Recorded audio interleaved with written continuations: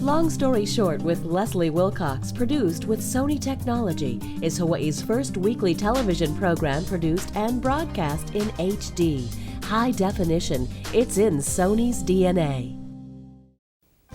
Aloha and welcome to Long Story Short on PBS Hawaii. I'm Leslie Wilcox. We're about to sit down to talk with Walter Dods Jr., a local boy who made good. Retired now as CEO of First Hawaiian and BancWest, Dods remains a business and political insider and an active community leader. In this first of a two-part conversation, Dods begins at the beginning. Well, I literally started at the bottom out of high school. I was too smart for college, so I started at First Insurance Company as a dead files clerk. That was lower than office boy. My job was to file all of the expired insurance policies. So I used to climb up in an attic every day, file all of the policies, and then take a nap up there because nobody could see me napping. But I do that after I got all my work done. So I got promoted to mail boy. I tell everybody I started as a mail boy, but I really started as a dead files clerk. Doesn't get any lower than that. How did it start even before that?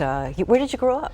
Okay, I grew up, well, mostly in Kuli'o'o and Ainahaina. I grew up in a Quonset hut in Kuli'o'o.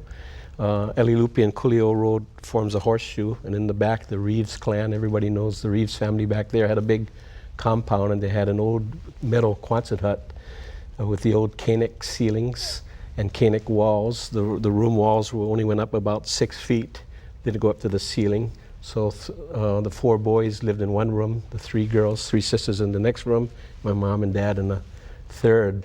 One of the funniest stories I remember as a kid, my mother was quite a pistol. She used to come around and whack us with the wooden hangers, you know, and she'd tell us, you know, I'm doing this now to get it out of the way because I know you guys are going to do something wrong today. Was she right? She was always right. She was a great inspiration for all of us. She taught us all about work ethic, working hard, and taking care of each other, which we still do many, many years later. And what about your dad? My father was an orphan. My father's father was a bookkeeper at Kohala Sugar and died when he was young. So all of the boys grew up in one orphanage and all the girls in another. So my father grew up in a Father Lewis's boys' home in Hilo, right close to Hilo High School. So he got out of the orphanage to play basketball and football at Hilo High, then came to Honolulu and became a policeman, was a police officer for 40 years. He was a sergeant on the police force for most of his career. And your mother, her background? My mother graduated from the 7th grade and then worked as a waitress most of her life and ended up as the cashier at the Minute Chef in Waikiki. She ran the coffee shop as a cashier there. And somehow they got you into St. Louis, private school? Well, because my father was an orphan, he really believed in family and wanted to give his kids the love and the education that he didn't have. And so he worked very hard, and we were a close family. We were poor, but never ever felt poor. He'd come home every day and bring home a pack of gum and give us each our stick as our reward for the day, and we thought we were really wealthy and rich as a result of that. But he wanted to give us a good education, and he couldn't afford the punholes and the Iolanis of the time, but the parochial schools were a pretty good value. He wasn't a Catholic, but he sent us to those schools because he thought we could get the best education there. All 7 kids? All 7 kids. The boys went to St. Louis, and except for one brother who went to Kalani, your school. Did he not make the grade at St. Louis? Don't tell me. No, he was the smartest, so we put him in Kalani. He didn't need he didn't need the help like the rest of us. And the sisters went to Sacred Hearts. And so my dad would borrow from every credit union, every finance company in town. In fact, in many ways, that was my first introduction to financing and banking, because I remember my father at night would take all the bills from all of the credit unions and finance companies and put them in his police hat. You know, the big police hat, turn it upside down and put the bills in there. When the bill collector would call, he would say, listen, you call me one more time, I'm not going to put your name in the hat this month. And that's how he financed all of us through schools. We never forgot that. They sacrificed, my parents sacrificed quite a bit to get us through, give us a decent education. I've spoken to an attorney in town who was your classmate at St. Louis, and he says, you know, Walter was always in the middle of the class. You weren't the greatest student, and you certainly weren't the worst. You're always sort of in the middle. I was surprised to hear that. I don't, maybe he didn't know me earlier on. From the 1st grade through the 8th grade, I was a straight A student, only A's.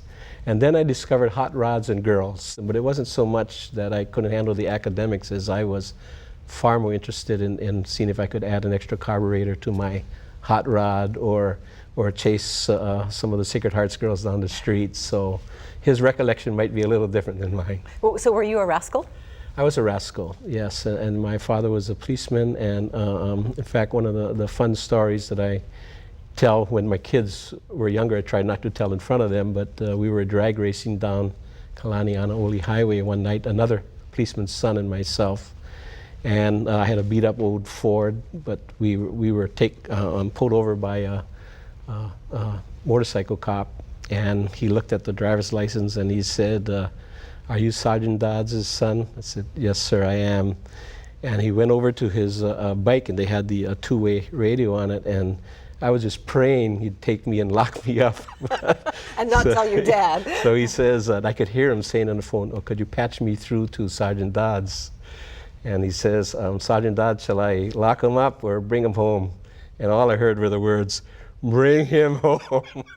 That was one of the scarier days of my life, because my father's a very quiet, gentle person, but every once in a while he got a little angry, and that was one of the few times he grabbed me and put me up against the wall and told me what I was doing wasn't such a good thing. But yeah, I was a rascal. Never got into any really serious trouble, but I was a rascal and pretty independent from an early age. What did you want to be when you grew up? Did you think about that? When I was growing up, especially as a teenager, well, I never had any great dreams or ambitions about making anything of myself in the business community. I had none of those desires. When I finally graduated from high school, I thought, from a financial standpoint, if I could make $1,000 a month at some point in my lifetime, that would be the ultimate. Walter Dodds would go on to earn millions annually. But his legacy is not what he made, it's what he gave and continues to give. Dodds is known for his community service and philanthropy.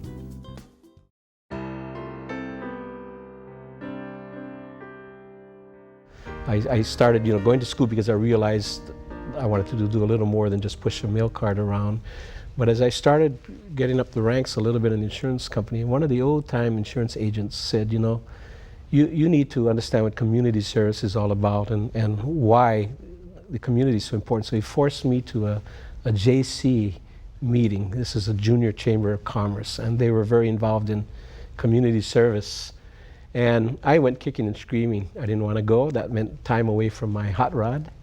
But I went, and I think that was probably the single most thing that turned my life around. I saw other people involved who wanted to make something of themselves while at the same time helping the community. And I really got turned on by the community aspect of it, the community service, and it's been a lifelong bent ever since for me. So, at what point did you get serious about business and maybe even leave the hot rod behind?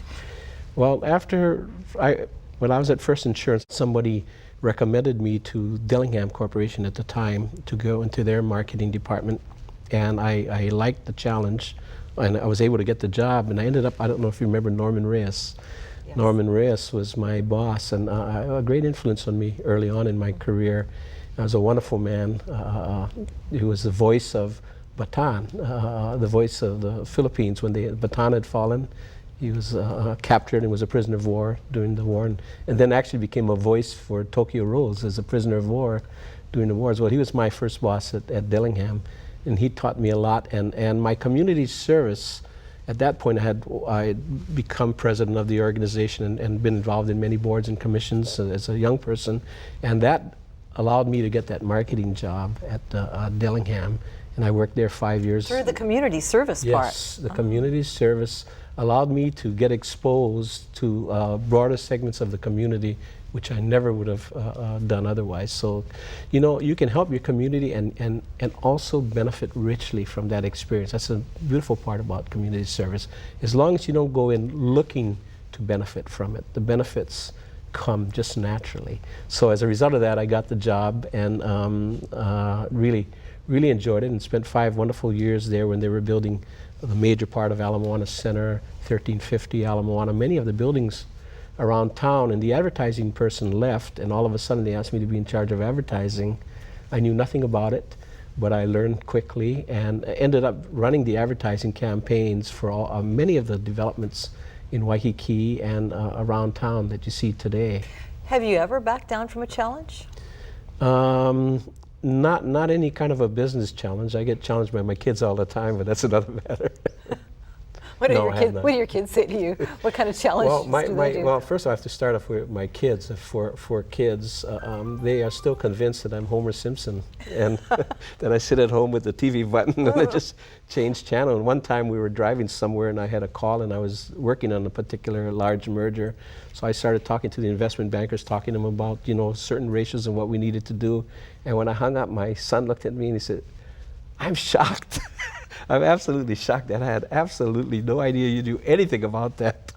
So you kept your business life out of your home? Yes, kept it out of my home, and my wife was really great about that. As a matter of fact, she's so tough on him. I got a bunch of awards and plaques and trophies. She'd throw them all in the garbage can.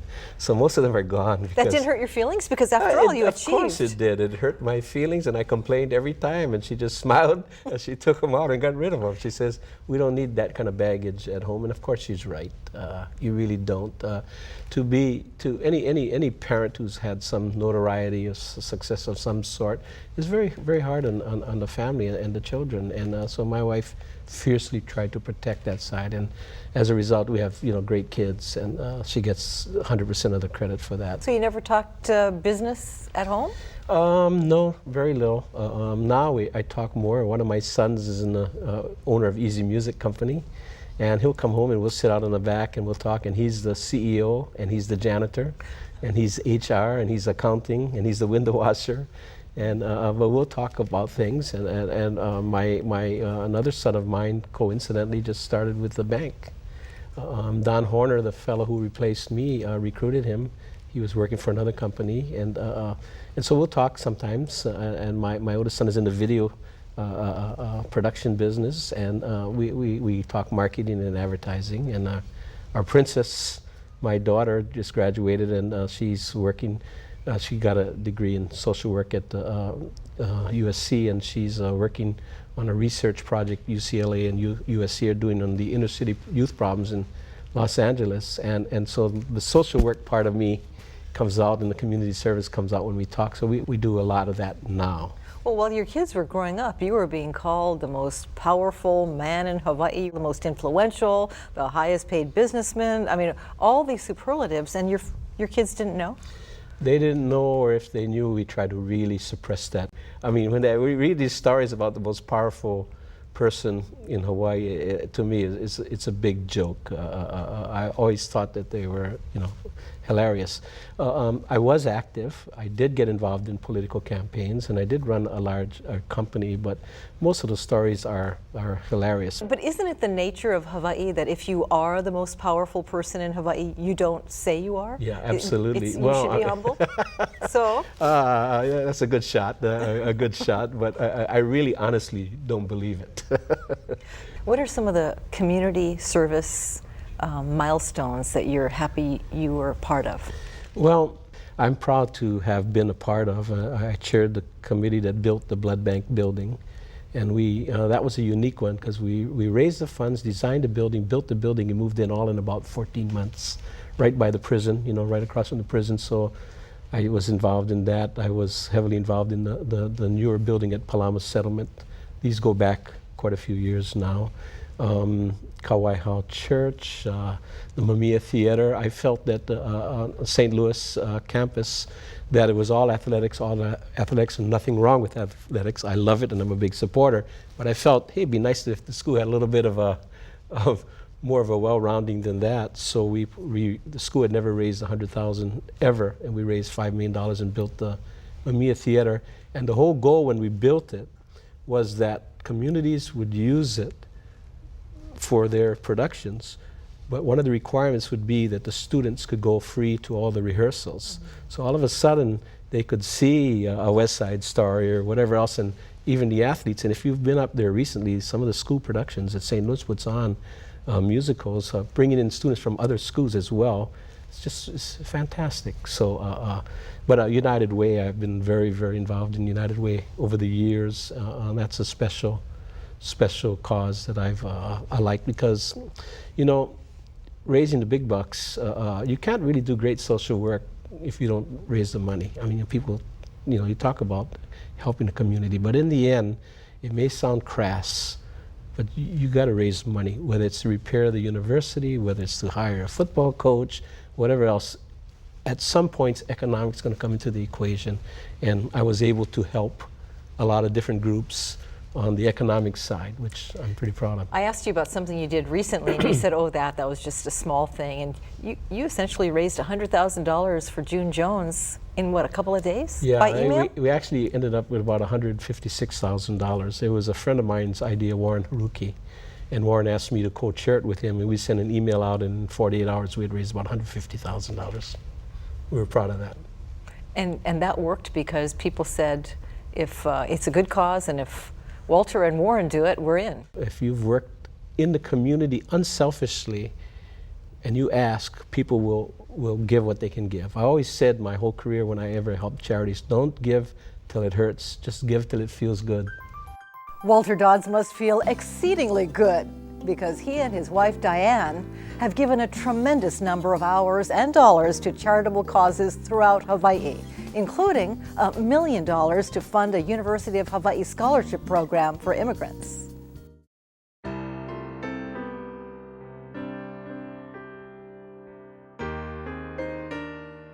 Well, tell me a little bit about why you were able to have the successes you have, because you often say, oh, that's nothing I tried for, or that was not my doing, but you always seem to rise no matter what the circumstance. So how did you do that? That's a very hard question to answer. I just know that I always wanted to work hard, and I guess I was ambitious. Ambitious for what? Ambitious in trying to succeed. I think maybe part of it comes from your background. When there's 7 kids and you are poor, you feel like you have to try harder, I think. Did you want to make money? No, money was never. Or money just money make your came, bills?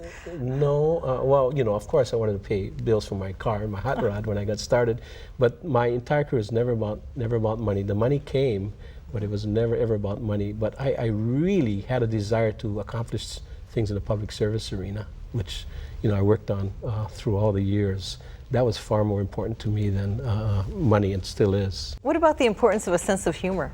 I think it's critical. I really do. I've always believed in a great sense of humor, a little bit on the irreverent side, for sure. And you've kind of pulled some stunts in business too, right? Yeah, we used to pull a lot of stunts. When I was the national ABA president, I was trying to humanize the banking industry, so I showed up in a big speech of, two speeches. One, I came out on roller skates and skated across the stage, praying that I wouldn't fall and make a total fool of myself. And that worked, and worked out well. But my best was when I got off as the national president after a really tough year of going to Washington, D.C. every other week for a year from Hawaii. It was a brutal year. It was about 30 degrees, and we're in an auditorium, and I had a 3-piece suit on, and as I was finishing my speech, I took off my jacket and I threw it into the crowd, and took off my tie, and I took off my shirt and cufflinks and everything, and that is the loudest Hawaiian shirt you could ever see.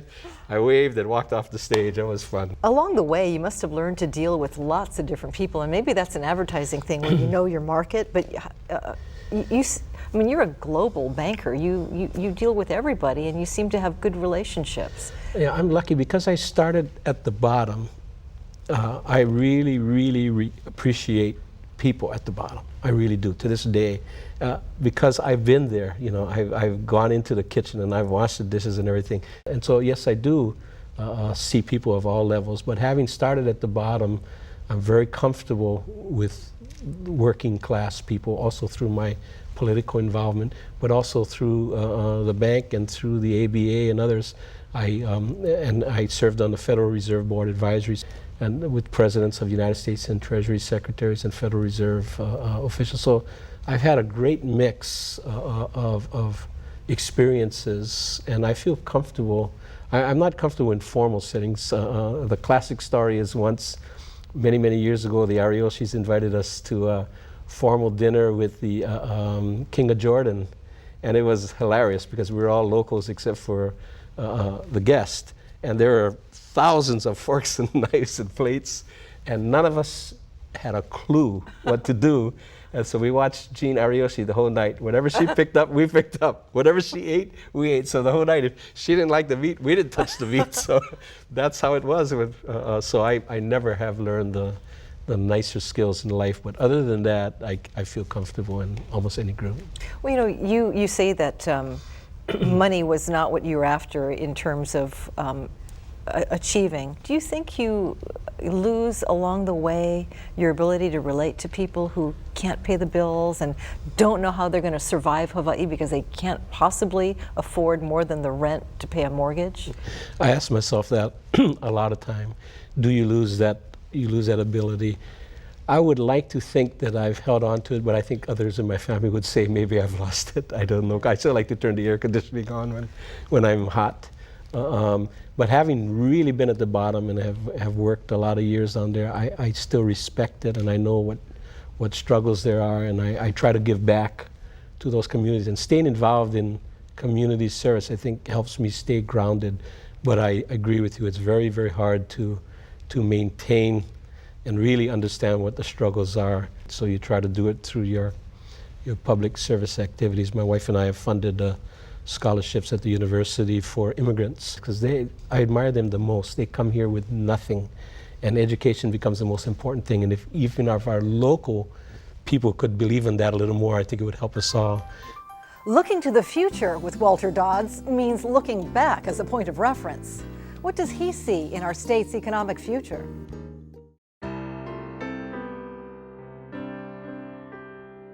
My big fear, and the big fear for all of us, is our economy is too dependent on one industry, tourism.